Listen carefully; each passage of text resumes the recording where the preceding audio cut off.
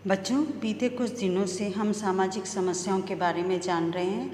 हमने ये पेपर जो आपका है सोशल प्रॉब्लम का सेकंड पेपर, उसमें हमने विभिन्न सामाजिक समस्याओं के बारे में भविष्य में भी जानना है।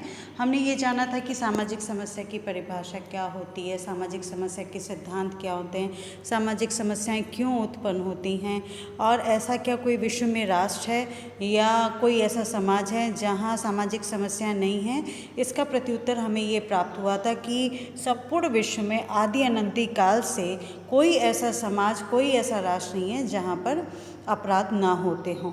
ठीक है, ये सब हमने जाना था। फिर हमने ये निश्चित किया था, जैसा कि आपके सिलेबस में प्रिस्क्राइब्ड है, आपके सिलेबस में दिया गया है कि हम विभिन्न सामाजिक समस्याओं के बारे में जानेंगे, समकालीन सामाजिक समस्याओं के बारे में। और हमने सर्वप्रथम, जो कि आपके सिलेबस में मेंशन है, निर्धनता की समस्या, उसके बारे में हमने अति विस्तार से जाना। और उसका कारण मैंने आपको स्पष्ट रूप से बताया था कि ये सभी सामान्य जो समकालीन सामाजिक समस्याएं, उनके बारे में हम विस्तार से इसलिए जानेंगे क्योंकि आने वाले भविष्य में जब आप प्रतियोगिता पर जो परीक्षाएं देंगे, उसमें ये सारे विषय जिसको हम आपके सेकेंड ईयर के सेकेंड पेपर में पढ़ रहे हैं, बहुत अच्छे से पूछे जाते हैं, अलग अलग तरीके से पूछे जाते हैं। इसलिए आवश्यकता थी कि हम इस समस्या के बारे में जानें। अब उसके बाद हमने जब समकालीन सामाजिक समस्या निर्धनता जब हमने पढ़ा, समझा, उसके अनेक हमने असाइनमेंट किए, उसको बहुत विस्तार से जाना, तत्पश्चात हमने अपराध की अवधारणा को जानने की चेष्टा की। और पिछली 2-3 कक्षाओं में हमने अपराध की अवधारणा को जाना, समझा, और हमने अपराध की अवधारणा से जुड़े हुए सिद्धांतों को भी जाना था। कुछ सिद्धांत बचे हुए थे जो कि पिछली कक्षा में हम पूरे नहीं कर पाए थे। आज उन सिद्धांतों की हम बात करेंगे। पहला सिद्धांत है भौगोलिक सिद्धांत।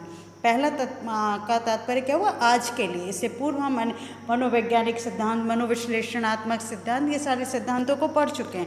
तो भौगोलिक सिद्धांत क्या कहता है? भौगोलिक सिद्धांत की अवधारणा अपराध के संबंध में क्या कहती है, क्योंकि हम अपराध के बारे में पढ़ रहे हैं। अपराध के विभिन्न सिद्धांत जो विभिन्न सामाजिक वैज्ञानिकों ने दिए, उसे पढ़ रहे हैं।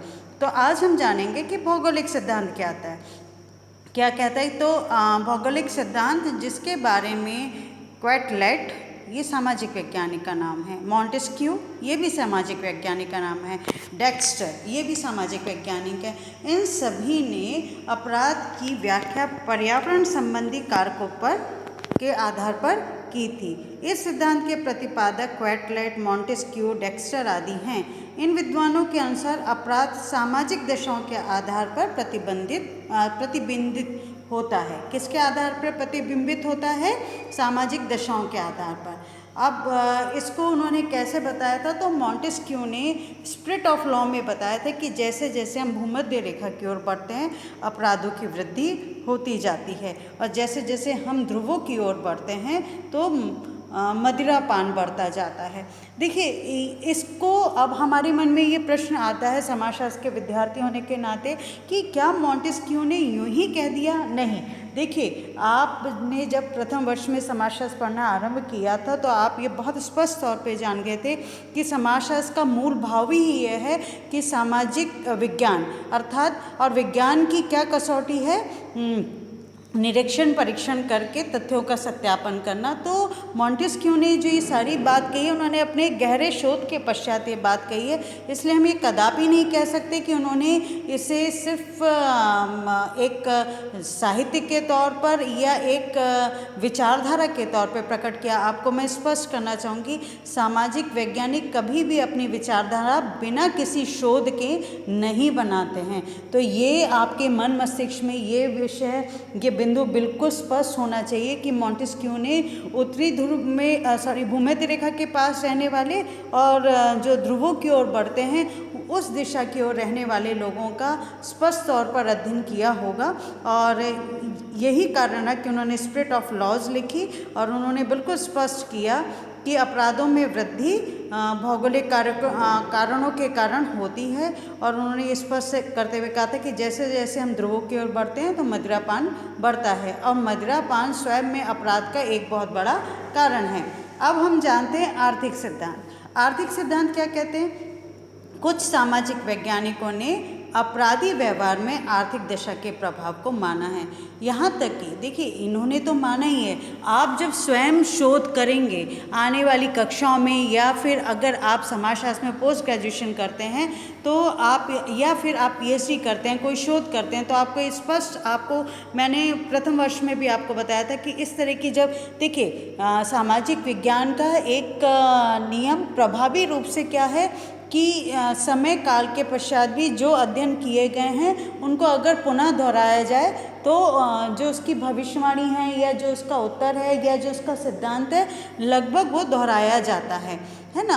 अब जैसे मैं कई बार फिज़िक्स केमिस्ट्री बायो जो आपके हैं एग्जैक्टली उतना स्पष्ट तौर पर तो नहीं होता, लेकिन क्योंकि हम लगातार पढ़ते आ रहे हैं कि मनुष्य की जो शोध करने वाला है व्यक्ति है वो मानव है, तो कई बार उसकी भावनाएं उसमें समावेश हो जाता है जब वो अध्ययन करते हैं, परंतु उसके बावजूद भी जो रिज़ल्ट हैं वो अगर उनका पुनर्परीक्षण किया जाए तो वो रिज़ल्ट अमूमन वही रिज़ल्ट आते हैं।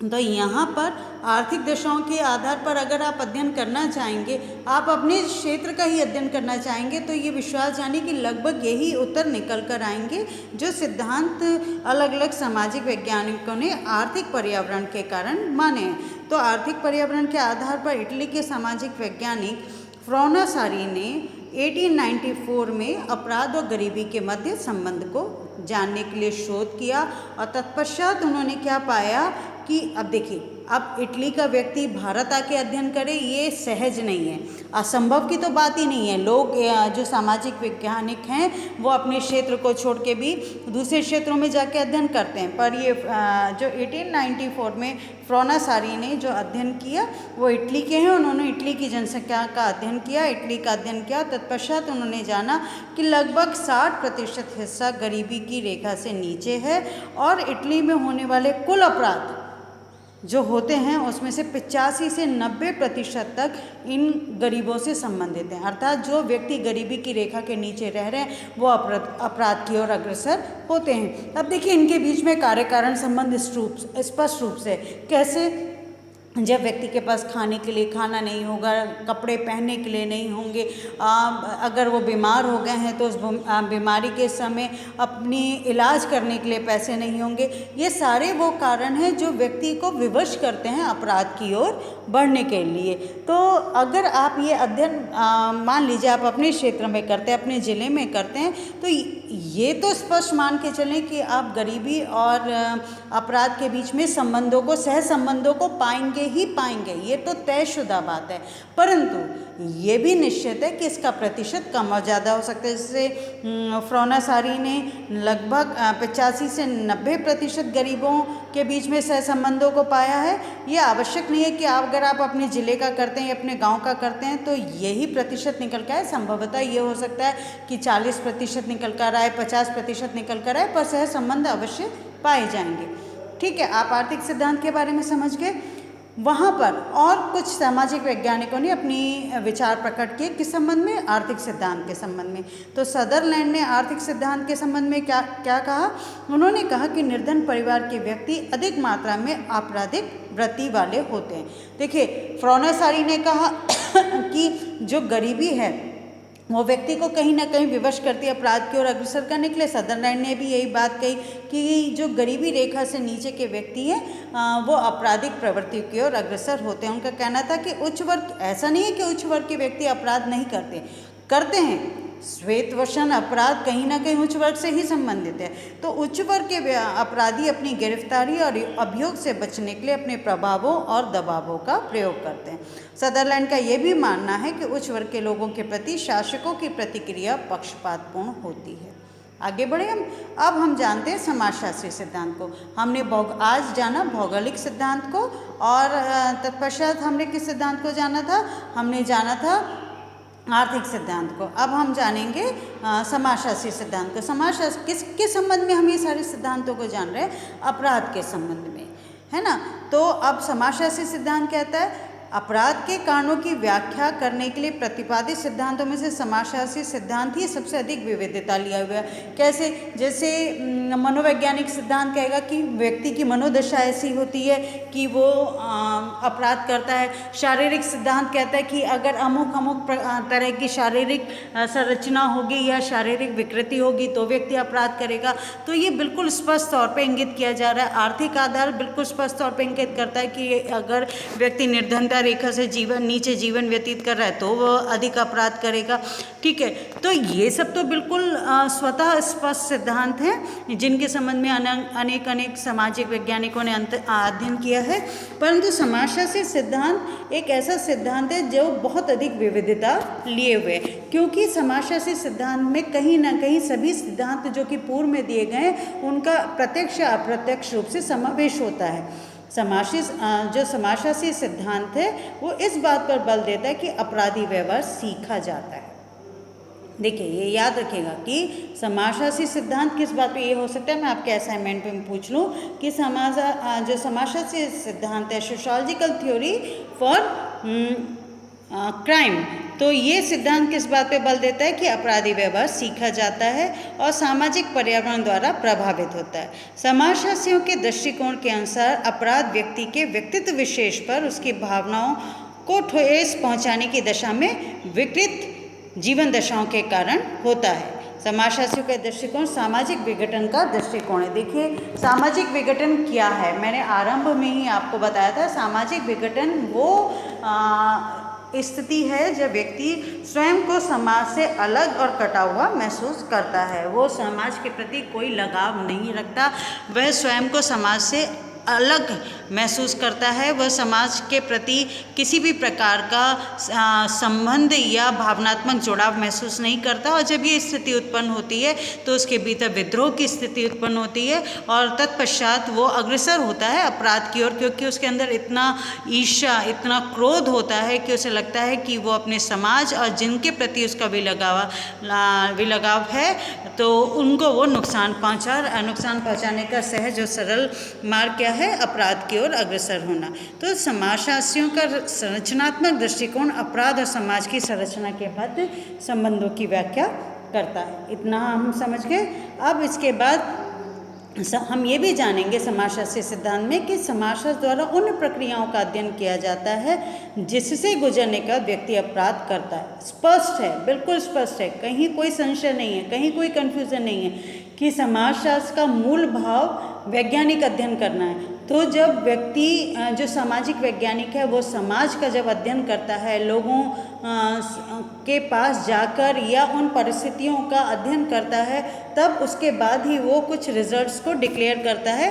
तो ये स्पष्ट है कि समाजशास्त्र द्वारा उन प्रक्रियाओं का अध्ययन किया जाता है जिससे गुजरने का व्यक्ति अपराध करता है, और अध्ययन का ये दृष्टिकोण प्रक्रियात्मक दृष्टिकोण कहलाता है। और चौथा दृष्टिकोण अपराध को जो सांस्कृतिक संगठन है उनसे जोड़ता है। अब संरचनात्मक सिद्धांत क्या कहता है कि विभिन्न संपर्क का सिद्धांत है। जो सदरलैंड ने विभिन्न संपर्क के सिद्धांत की रचना की। ये प्रश्न मैं आपसे पूछ सकती हूँ कि विभिन्न संपर्क के सिद्धांत की रचना किसने की, तो आपका प्रत्युत्तर क्या होगा, सदरलैंड ने विभिन्न संपर्क सिद्धांत की रचना की। और ये सिद्धांत क्या बताता है कि व्यक्ति अपने जीवन काल में अनेक असामान्य और परस्पर विरोधी सामाजिक प्रभावों का सामना करता है और कई व्यक्ति आपराधिक प्रतिमानों के वाहकों के संपर्क में आ जाते हैं, जिसके परिणाम स्वरूप वे अपराधी बनते हैं। बहुत स्पष्ट है कि अगर एक बालक, किशोर किसी ऐसे अपराधी के संपर्क में आ जाता है जिसको देखिए किशोर अवस्था ऐसी होती है जहाँ व्यक्ति बहुत जल्दी किसी के व्यक्तित्व से प्रभावित हो जाता है, और चाहे वो प्रभाव उसके लिए नुकसानदायक सिद्ध क्यों ना हो।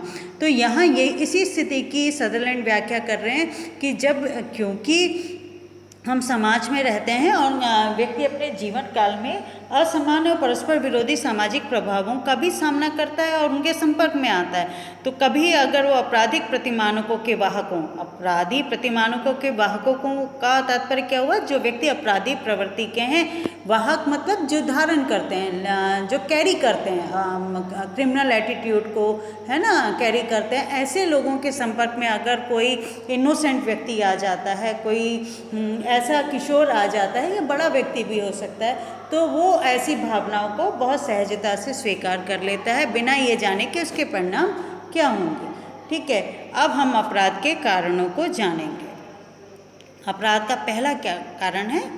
वंशानुक्रम। वंशानुक्रम क्या कहता है? इसके संबंध में प्रारूपवादी संप्रदाय के जो संस्थापक हैं, कौन है वो संस्थापक? लोम्ब्रोसो। लोम्ब्रोसो का मानना था कि अपराधी जन्मजात होते हैं। देखिए, इससे सहमति या असहमति की बात नहीं है। यहाँ पर मैंने फिर कहा कि क्या लोम्ब्रोसो ने किसी व्यक्ति से पूर्वाग्रहों से ग्रसित होकर इस सिद्धांत को प्रतिपादित किया? कदापि नहीं। उन्होंने ऐसे बहुत सारे अपराधियों का अध्ययन किया होगा जो जेल में बंद होंगे या पैरोल पे छूटे हुए होंगे, और उन्होंने ये पाया होगा कि ये इनकी जीन्स में है ना। तो और सिर्फ लोम्ब्रोसो ने ही नहीं, जीन्स का मतलब ये हुआ कि उनके फोर फादर्स, उनके परिवार के लोग जिनसे उनके रक्त संबंध है, ऐसे लोगों ने भी इस प्रकार के अपराध किए हों। तो न्यूमैन, क्रॉन्स, फ्रीमैन, ये भी लोम्ब्रोसो के अलावा जो सामाजिक वैज्ञानिक हैं, इन्होंने अपराध और वंशानुक्रम के संबंध में अध्ययन किया और पाया कि अपराधी के परिवार के सदस्य अपराधी होते हैं। क्लियर? अब इसके बाद हम बात करते हैं आयु की। आयु भी अपराध के निर्धारण का महत्वपूर्ण कारक है। है ना। अभी तक हम बात करते हैं वंशानुक्रम की। अब हम यहाँ सामाजिक वैज्ञानिक, कुछ ऐसे सामाजिक वैज्ञानिकों ने हैं जिन्होंने कहा कि अलग अलग आयु का जो पैरामीटर है, अलग अलग आयु में व्यक्ति अलग अलग अपराध के प्रति अग्रसर होते हैं। जैसे सदरलैंड ने आयु और अपराधों में सहसंबंध का निष्कर्ष निकालते हुए क्या कहा कि 20 से 24 वर्ष के मध्य व्यक्ति डकैती, गबन, जालसाजी, दुष्कर्म आदि करते हैं। मैं रिपीट करूं, 20 से 24 वर्ष के मध्य के व्यक्ति डकैती, गबन, जालसाजी, दुष्कर्म आदि करते हैं। 20 से 29 वर्ष के मध्य व्यक्ति हत्या एवं लैंगिक अपराध करते हैं तथा 35 से 29 वर्ष के व्यक्ति के बीच व्यक्ति मदिरापान एवं जुआ आदि खेलते हैं। अब ये मदिरापान और जुआ ये सब अपराध है ना। अब इसके बाद हम करते हैं तीसरा कारण अपराध का, वो क्या है? लिंग। सामाजिक वैज्ञानिकों द्वारा किए गए अध्ययनों से स्पष्ट होता है कि पुरुष स्त्रियों की तुलना में अधिक अपराध करते हैं। ऐसा क्या कारण है? आप विचार कीजिएगा। आप समाजशास्त्र के विद्यार्थी हैं, पिछले 2 वर्षों से आप समाजशास्त्र पढ़ रहे हैं। अगर आप इस प्रश्न का उत्तर ढूंढ पाए तो मुझे बहुत खुशी होगी, और अगर नहीं ढूंढ पाते तो आप मुझसे बेझिझक पूछ सकते हैं जब अपराध की अवधारणा का पूरा टॉपिक समाप्त हो जाएगा। ठीक है, और नहीं आएगा तो मैं बहुत विस्तार से आपको समझाऊंगी कि क्यों स्त्रियां पुरुषों की अपेक्षाकृत कम अपराध करती हैं। विभिन्न सिद्धांत इस बारे में अपने दृष्टिकोण देते हैं। इसके पश्चात हम चौथा कारण जानेंगे, मानसिक हीनता। मानसिक हीनता क्या है? शारीरिक योग्यता एवं दृष्टिहीनता। देखिए, जब मानसिक तौर पे या शारीरिक तौर पे कोई कमी होती है तो व्यक्ति अपने आप को बहुत अवसादग्रसित पाता है, अपने भीतर उसके अंदर हीन भाव होता है, क्योंकि समाज बहुत कठोर है। हम समाज से संवेदना, सहानुभूति इसकी अपेक्षा नहीं कर सकते। समाज में ऐसे लोग हैं जो शारीरिक तौर पर जो व्यक्ति हीन हैं। देखिए, अगर कोई व्यक्ति अंधा है या जिसका पाँव नहीं है या जो लंगड़ा है या जिसके हाथ नहीं है जन्मजात, क्या उस व्यक्ति का दोष है? बिल्कुल नहीं है। परंतु ये सच्चाई जानने के बावजूद भी समाज इतना कठोर होता है कि वो उसका हास्य उसको ऐसी स्थिति में लाके खड़ा करता है, उसका हास्यास्पद स्थिति उसकी बनाई जाती है, उसको ताने दिए जाते हैं, ऐसा व्यवहार उसके साथ किया जाता है जो कि मानवीय भावनाओं के विरुद्ध होता है, मानवता के विरुद्ध होता है, परंतु ऐसा किया जाता है। और देखिए, इस चीज़ के लिए अगर व्यक्ति मानसिक तौर पे या शारीरिक तौर पे हीनता महसूस करता है तो आप समाजशास्त्र के विद्यार्थी हैं, आप ये भली भांति तरीके से जानते हैं। और अगर नहीं जानते तो ये जानिएगा कि ऐसे व्यक्ति स्वयं हीन भावना का शिकार नहीं होते हैं। उन्हें समाज में जो लोग हैं, है ना, वो ऐसी परिस्थितियों को पैदा करते हैं कि वो व्यक्ति हीन भावना का शिकार होते हैं। और ऐसे व्यक्ति अपराध अधिक करते हैं सामान्य व्यक्तियों की तुलना में। लोम्ब्रोसो ने अपने अध्ययन में पाया कि 16% चोर आँख की बीमारी से पीड़ित हैं। जर्मनी में 96 अपराध दंड संस्थाओं, देखिए कितनी दंड संस्थाएं, 96 इंस्टीट्यूशन ऑफ पनिशमेंट, है ना, उनका अध्ययन किया गया और ये निष्कर्ष निकाला कि प्रति 1000 55 व्यक्ति अंग भंग हैं। मतलब अगर 1000 लोगों ने अपराध किया तो उसमें 55 जो व्यक्ति हैं, 55% की बात नहीं कर रहे हैं, 55 व्यक्ति क्या है जिनका अंग भंग है, शारीरिक विकलांगता है। गैरी फेलो ने भी अपने अध्ययन के बाद ये निष्कर्ष निकाला था कि अपराधी मनोवैज्ञानिक प्रकार के होते हैं। वहीं गौरिंग ने भी 1913 में अपराधियों की वृद्धि परीक्षा के द्वारा यह निष्कर्ष निकाला था कि अपराधी कम बुद्धि के होते हैं। ठीक है, अब हम आगे बढ़ते हैं। पारिवारिक दशाएं क्या, देखिए, जिससे से सामाजिक दशाएं व्यक्ति के समक्ष ये स्थिति उत्पन्न कर देती हैं कि वो अपराध की ओर अग्रसर होता है। इससे से पारिवारिक दशाएं भी ऐसी होती हैं। और ख़ासकर अगर मैं अपने अनुभव से कहूँ, आज जो किशोर अपराध की ओर बढ़ रहे हैं उसमें पारिवारिक दशाओं का एक बहुत महत्वपूर्ण भूमिका है। आने वाले समय पर आप इस विषय पर रिसर्च कर सकते हैं and you will be surprise. आपको हैरानगी होगी कि बहुत अधिक लाड़ व्यक्ति को कैसे अपराधी बना देता है। देखिए, इस बारे में बिल्कुल स्पष्ट तौर पर ये समझने योग्य बात है कि आजकल क्योंकि छोटे परिवार हैं, एकल परिवार हैं, जहाँ 1 या 2 बच्चे होते हैं और कई बार ऐसी स्थिति होती है कि परिवार माता पिता अति स्नेह के चलते उनकी हर इच्छा, चाहे किसी भी स्थिति में जाके, यहाँ तक कि कई बार कर्ज भी लेना पड़े, लेकिन वो उनकी हर इच्छा को पूरी करते हैं। तो ऐसे बच्चे क्या होते हैं, बालपन से ही उनके भीतर ना नहीं सुनने की आदत हो जाती है। वो अस्वीकारता को स्वीकार नहीं कर पाते, रिजेक्शन को स्वीकार नहीं कर पाते, कमी को स्वीकार नहीं कर पाते। अगर उनके पास उनको कहा जाए कि ये फलाना फलाना चीज़ आपको उपलब्ध नहीं हो सकती क्योंकि हमारी कैपेसिटी से बाहर है, तो वो ना सुनने की जो उनकी आदत नहीं है, इसके चलते वो अपराध की अग्रसर हो जाते हैं, क्योंकि उनकी इच्छाएं इतनी उनके ऊपर हावी हो जाती हैं कि उन इच्छाओं को पूरा करने के लिए वो अपराध का रास्ता अपनाते हैं। मैं आपको भारत में ही ऐसे अनेक उदाहरण दे सकती हूँ जहाँ बहुत अच्छे परिवार के बच्चे, स्कूल में पढ़ने वाले किशोरों ने अपराध को अंजाम दिया। उन्होंने किसी बच्चे को किडनैप किया और सिर्फ फिरौती की रकम मांगने के लिए, जिससे वो अपनी ऐसी भौतिक सुविधाओं को उपलब्ध स्वयं के लिए करा सकें जो उनके माता पिता नहीं कर सके। तो ये एक बहुत घातक अवस्था है और आने वाले में ये स्थितियाँ और विकृत होंगी, ये मान के चलें आप। और लेकिन इसके अलावा भी कई बार ऐसी स्थिति भी होती है जो विच्छिन्न परिवार हैं, जहाँ माता पिता अलग हो चुके हैं, जहाँ माता पिता के बीच में बहुत अधिक तनाव की स्थिति होती है, या परिवार में आए दिन इतना अधिक तनाव होता है कि बच्चों को वो स्नेह नहीं मिल पाता जिसके वो अधिकारी हैं। ऐसी स्थिति में भी बच्चे अपराध की ओर अग्रसर होते हैं। अपराध के अन्य कारण क्या हैं? आर्थिक कारण व्यक्ति को आपराधिक प्रवृत्ति की ओर प्रवृत्त करने में तो महत्वपूर्ण भूमिका निभाते ही हैं, जिसके संबंध में गोडार्ड ने कहा कि निर्धनता के कारण व्यक्ति को आवश्यक वस्तुएं प्राप्त नहीं होती। आर्थिक दशाएं अपराध में तो मुख्य भूमिका निभाती हैं।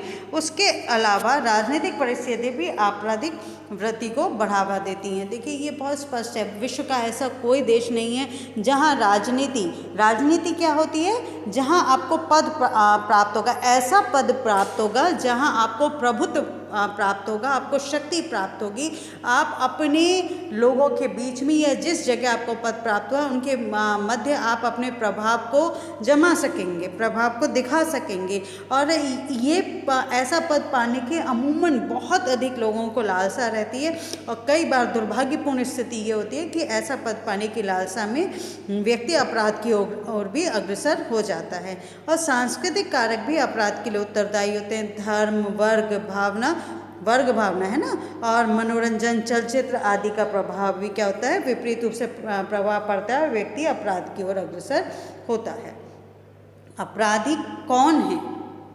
आपसे सिर्फ एक प्रश्न पूछा जा सकता है 2 अंक का कि अपराधी कौन है। ये 4 अंक का पूछा जा सकता है। ये बार बार आप भी जानते हैं, आपने प्रथम वर्ष की परीक्षाएं दी और नहीं, कुछ बच्चों ने दी हैं क्योंकि कोरोना के कारण आप लोग द्वितीय वर्ष में प्रमोट कर दिए गए। तो कुछ विद्यार्थी ऐसे हैं जिनको शायद ये अवसर ही प्राप्त नहीं हुआ कि वो समाजशास्त्र की परीक्षा दे सके, इसलिए आपको ये अनुभव नहीं है। लेकिन आने वाले समय में जब ये स्थितियाँ ठीक हो जाएंगी और आपके विश्वविद्यालय की परीक्षाएं होंगी, उनमें आपको जिस तरह से मैं समझा रही हूँ, देखिए, अगर 2 अंक का प्रश्न है तो आपका उत्तर कदापि भी 3 पंक्तियों से अधिक नहीं होना चाहिए। देखिए, आपको ये विश्वास करना होगा कि जितने अंक का प्रश्न पूछा गया उसी के अनुरूप उत्तर देने से पूरे अंक भी प्राप्त होंगे। बनस्पत 2 अंक का प्रश्न और आपने पूरा एक पृष्ठ का उत्तर लिख दिया है या लगभग 500 शब्दों का उत्तर लिख दिया है, तो ये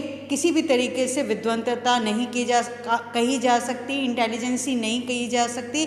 आपको 2 में से 1.5, पौने 2, मैक्सिमम 2 नंबर मिलेंगे। अगर मान लीजिए कि किसी पुस्तक का नाम पूछा गया कि फला फला पुस्तक के जो राइटर हैं, जो लेखक हैं, वो कौन है, तो आपको 2 में से 2 अंक प्राप्त होंगे। मान लीजिए आपसे पूछा गया कि आत्महत्या का जो सिद्धांत है या द सुसाइड जो किताब है वो किसने लिखी है, तो आप उस लेखक का नाम बता सकते हैं। या आपसे अगर ये पूछा जाए कि ऐसे पहले कौन से समाजशास्त्री थे जिन्होंने ये माना कि आत्महत्या के पीछे समाज की महती भूमिका होती है, तो आप अगर सिर्फ दुर्खीम लिखेंगे, इमाइल दुर्खीम लिखेंगे, तो भी आपको 2 में से 2 अंक प्राप्त होंगे। तो अननेसेसरी अपने आंसर को लेंदी करने का कोई भी कारण मैं नहीं समझ पाती।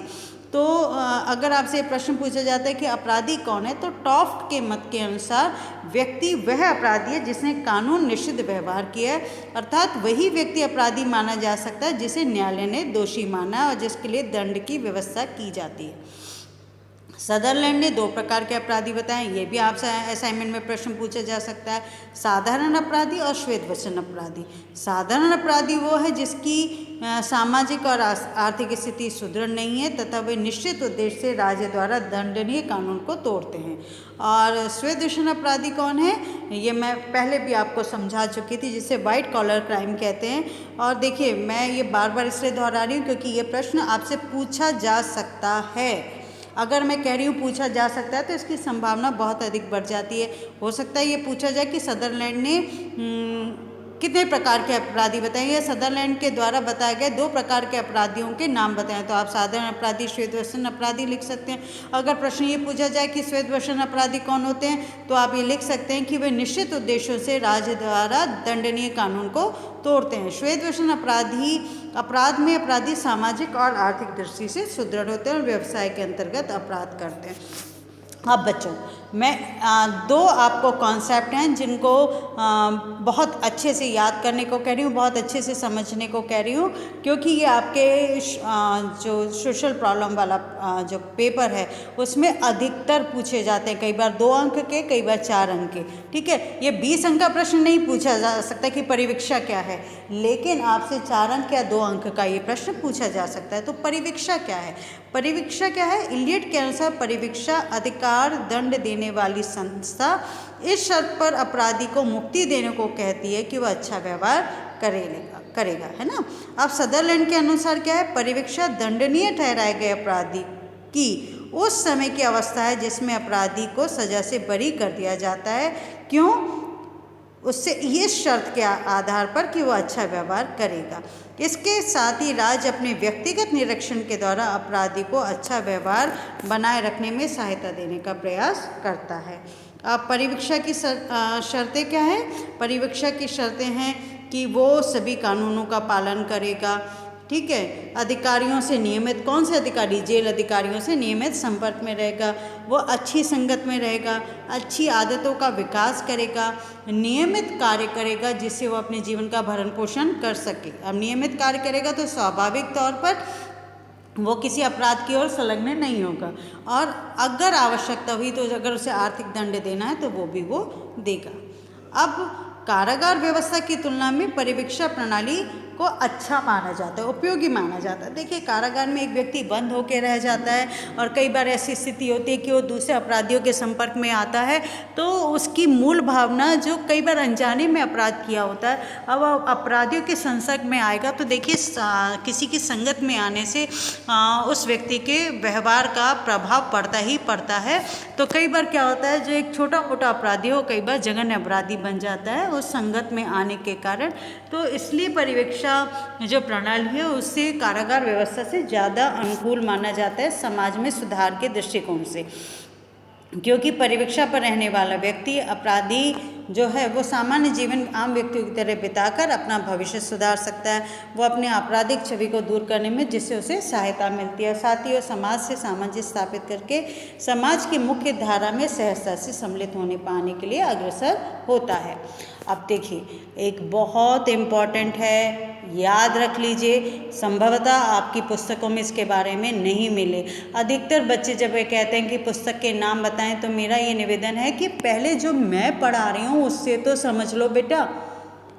पुस्तकों में इतना विस्तार से, जब आपको इतने संक्षिप्त में गागर में सागर को सम्मिलित करने का प्रयास किया गया है, उसके बावजूद जब आप ना तो वीडियो देख रहे ना सुन रहे, तो क्या आप पुस्तकों पढ़ेंगे? और पुस्तकों को जब इतने डिटेल में पढ़ लेते हैं तो आप इतने संशय में आ जाते हैं। पुस्तक आपको पहले दिन से पढ़नी होती है। पुस्तकों को पढ़ना चाहिए, लेकिन पहले आपको जो समझाया जा रहा है उसे तो समझने की चेष्टा करें।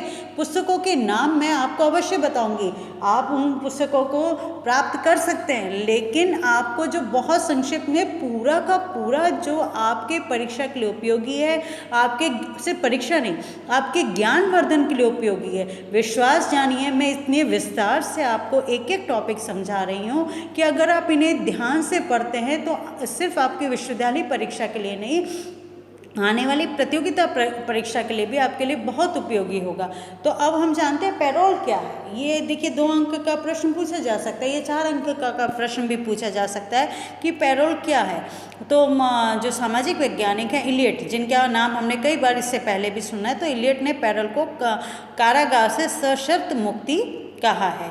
पैरोल मिलने के कुछ नियम, शर्तें और आधार होते हैं, जिनके आधार पर ही न्यायालय या जेल प्रशासन द्वारा पैरोल पर रिहा करने के आदेश दिए जाते हैं। बंदी व्यक्ति को कुछ समय के लिए जेल से रिहा किया जाता है, परमानेंटली नहीं, कुछ समय के लिए। और जब ये पैरोल की अवधि समाप्त हो जाती है तो व्यक्ति दोबारा पुलिस द्वारा जेल में भेज दिया जाता है। अब आप स्वाभाविक तौर से आपके अंदर एक प्रश्न उत्पन्न हुआ होगा कि ऐसी कौन सी परिस्थितियां हैं जिनके आधार पर व्यक्ति को, अपराधी को पैरोल मिल सकती है। तो पैरोल के आधार क्या क्या हैं? यदि अपराधी के घर या परिवार में किसी प्रकार का कोई उत्सव होता हो, या उस अपराधी के घर या परिवार में किसी प्रकार की दुर्घटना हो गई हो, तो ऐसे में बंदी को पैरोल पर कुछ समय के लिए रिहा किया जा सकता है। ये 100% कन्फर्म नहीं है कि न्यायाधीश इस चीज़ की अनुमति दे ही देंगे, ऐसी संभावना बढ़ जाती है। दूसरा, यदि कैदी के परिवार में उसकी बेटी की शादी है, तो देखिए हमारे भारतीय समाज में बेटी की शादी में कन्यादान का अधिकतर, हर जगह का तो दावे से नहीं कहा जा सकता, लेकिन अधिकतर भारतीय समाज में कन्यादान की जो परंपरा है वो पाई जाती है। कन्यादान के समय माता और पिता दोनों ही बेटी का कन्यादान करते हैं। और अगर ये परंपरा ना भी हो, एक पल को मान लिया जाए, तो भी ये बेटी का अधिकार है कि उसकी शादी के समय, उसके विवाह के समय उसके अभिभावक उसके समक्ष, तो इस चीज़ पर मानवीय दृष्टिकोण रखते हुए न्यायालय द्वारा व्यक्ति को पैरोल पर रिहा कर किया जाने की संभावना रहती है। और यदि कैदी के परिवार और उसके बेटे, पत्नी, बेटी या बूढ़े माता पिता की मृत्यु हो जाए, तो ऐसे समय में भी उसके क्रियाक्रम के लिए अपराधी पैरोल मांगता है और संभावना रहती है कि उसे अनुमति मिल जाए। ठीक है, यदि अपराधी को जेल की सज़ा मिलने से पहले उसका किसी प्रकार का कोई सरकारी कार्य अधूरा रह गया, तो वो सरकारी कार्य को करने के लिए भी पैरोल वो मांग सकता है। यदि अपराधी अपने परिवार का इकलौता भरण पोषण करने वाला हो, तो ऐसे में भी कैदी अपने परिवार के भरण पोषण के लिए पैरोल पर रिहा किया जा सकता है। तो ये कुछ कारण हैं, इसके अलावा और कारण भी हो सकते हैं, परंतु ये कुछ ऐसे आधार हैं जिनके आधार पर व्यक्ति पैरोल के लिए आवेदन करता है न्यायालय में, और अनुमति मिलने की संभावना होती है। अब आपने बहुत अच्छे तरीके से जाना कि अपराध क्या है, अपराध के सिद्धांत कौन से हैं, पैरोल क्या है, परिवीक्षा क्या है। अब आपके सिलेबस में जैसा कि प्रिस्क्राइब्ड है बाल अपराध, तो आने वाली कक्षा में हम बाल अपराध के बारे में जानेंगे। कल स्वतंत्रता दिवस है, आपको स्वतंत्रता दिवस की, इंडिपेंडेंस डे की आगामी बहुत सारी शुभकामनाएं, इस आशा के साथ कि आप अपनी स्वतंत्रता के महत्व को तो जानेंगे ही जानेंगे, परंतु अपने कर्तव्यों को भी विस्मृत नहीं करेंगे। ढेर सारी शुभकामनाएं, जीवन में बहुत उन्नति करें। धन्यवाद।